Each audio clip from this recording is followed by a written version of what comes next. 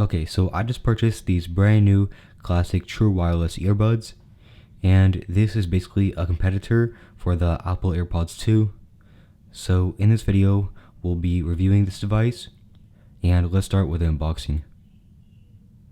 And there's actually a very similar device to this, and it's called BlackPods Pro. There were several YouTubers who reviewed it, but it turned out to be a scam. And here's the earbuds. So this does actually feel like very cheap material. It definitely feels a lot different from the AirPods Pro 2 design. It feels very plastic and cheap. Here's the AirPods Pro 2 for comparison. It is a bit bigger, and I could tell that there's no battery in there because it is very light. Now here's the earbuds that came with it. And these also feel very cheap and light. And there it is. So let's bring the AirPods 2 for comparison. And from what I could tell, the black earbuds seem to be a bit bigger than the regular AirPods. So that's just something I noticed. So I'm going to try this on right now to see if it feels a bit big. So the earbuds do fit in perfectly fine.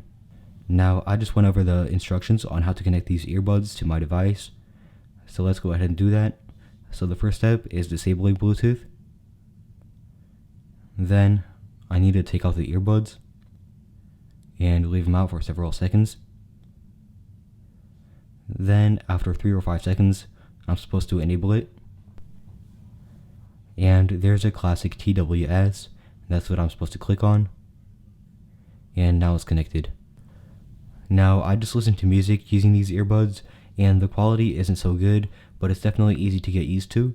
The main problem is that the right earbud just doesn't work at all. And also, the earbuds stop working for several seconds every so often. So I do definitely recommend that you get a different pair of earbuds. Now, in case you're wondering, these earbuds do have touch control.